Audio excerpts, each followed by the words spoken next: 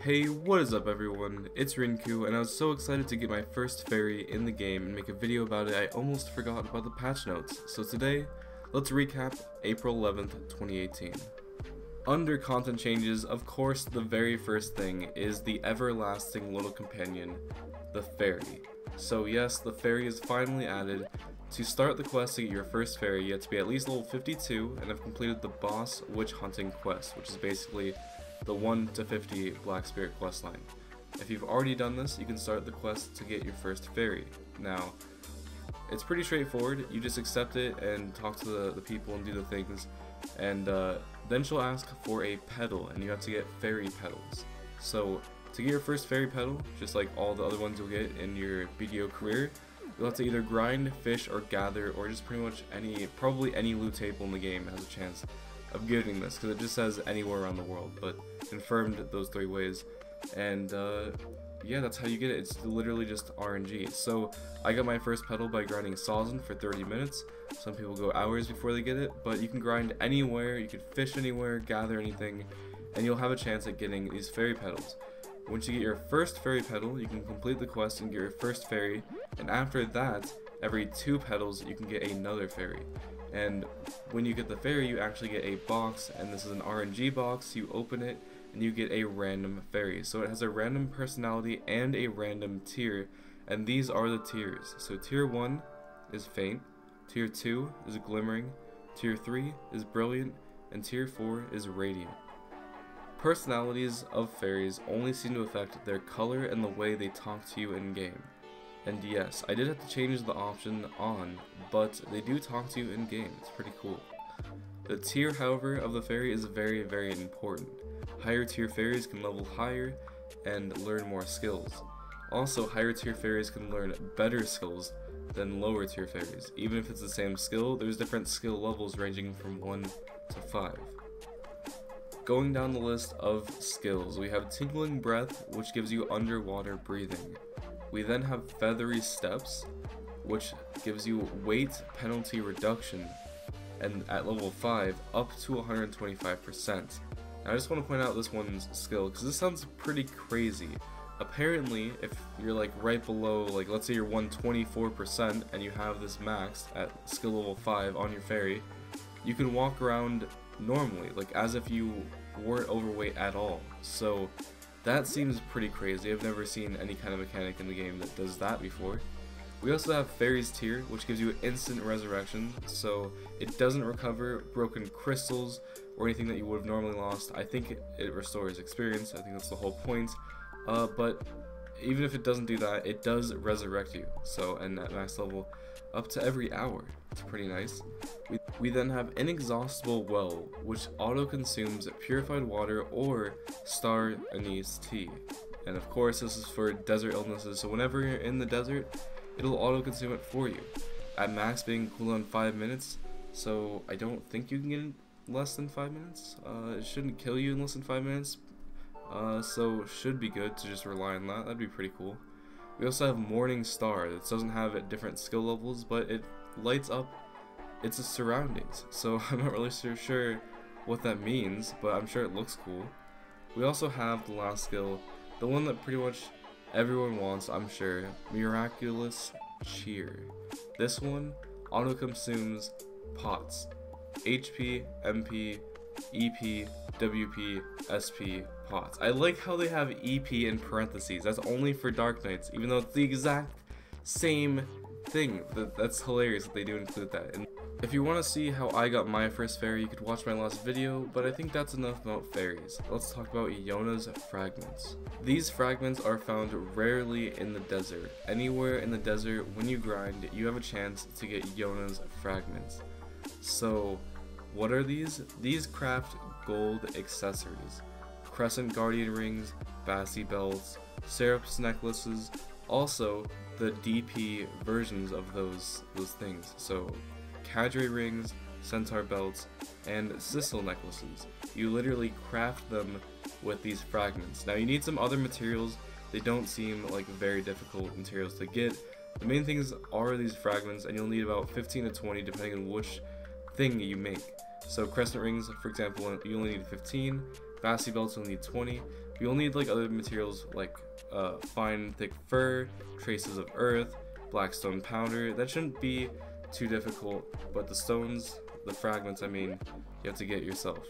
Now it's a really cool system because these accessories are really high in price, and even when accessory box drops hit like from events, sometimes the prices don't drop at all. Like it's really surprising. These are in high demand, so it's great that they're adding new ways to get this. And it's also like you're not stuck to one area in the desert if you want a specific thing. If you want crescent guardian rings, for example, you don't have to grind at crescents anymore. You can grind somewhere else in the desert and use these fragments to make some extra crescents. It's a really cool system. We also have a small Savage Rift change. So instead of getting gold bars, you'll get mailed silver. At stage 25 you'll get 8 mil actually. I think that's like 1 mil higher. Apparently it used to be 7. And also you get skill experience. I'm not sure how much, hopefully it's a lot. And also there's Savage points. So you have to put in a certain amount of contribution in order to get the rewards. And it says chance of getting rewards. I'm not sure if this means you get either all or nothing, or you get a certain percentage of the reward. I think it's like an all or nothing. But basically trying to get rid of people AFKing in the Savage Rift. It makes you try, it basically just makes you try, that's it. It makes you go in there and try to like succeed. Next, I want to talk about the Arena of Varsha. Now there are several improvements and tweaks to the Arena of Varsha. However, I want to talk about specifically the scenery of the before and after change pictures that they gave us. So before, if you guys remember it, it was very complicated. In the middle they have a bridge, and they have 2 pillars, but you could actually go below the bridge and hide behind like the bottom part of the high ground, you know? You can like hide everywhere. There's a lot of places to hide, and when I was in there, I don't remember it being too symmetrical. It kind of seemed like a very weird layout. Now, the after change is completely flat with 2 pillars, and that's it. There's nothing to really hide behind. You can use those pillars to your advantage, but if you don't see your opponent, you're gonna pretty much know they're behind those 2 pillars. So it seems like the after picture is more fair. Even if it seems plain and boring, it does seem like how it should be, in my opinion. Like, I liked the first one aesthetically, but would I actually want to fight people in the first one? Probably not, because they're just gonna hide behind a wall and backstab me. So I don't know, what do you guys think? I didn't even catch this the first time I read the patch notes, but it's just some rate changes. Asula accessories have increased by 50%, the overall value of fish has been increased by 25%, and the overall value of trade goods in general has increased by 20%. Those are some big percentages, honestly. I don't know why the events were not at the top of the patch notes, it's not my fault, but let's finally talk about the events. If you click Y, you can go to the new challenges, and you can collect every day, if you play for 5 hours, 5 of these fairy items. If you get 10 of these fairy items, these lost fairy bags, you can get a petal. And we were just talking about this. When you do your first quest for the fairy, you'll need 1 petal, and after you get your first fairy, you'll need 2 petals for every fairy after that. So this is basically a way to accumulate even more fairies. Now that you're done getting your free fairy box, make sure you go to Ellie's Mystical Lake Festival and fish in the new fishing spot. You can now catch koi through fishing at this one spot, and koi can be sold for 500k each, and they're very, very common. Also, shout out to my guild, Koi. It's crazy to think that they would theme an event after my Node War guild. I'm just kidding. I just think it's ironic that the guild came before the fish. You bet your ass that I'm gonna have a koi in my inventory ready to link to everyone. This is just a quality of life thing, but the last thing I want to look at are the chances for processing. On the processing outfits, it now shows the percentage instead of just success rate +1. That's what it used to say, but now it actually says +6%, which I think is revolutionary. Everything should be like this. Everything like with processing or any life skill, it says +1, 2, 3. Like, what does that even mean? Like, no one knows.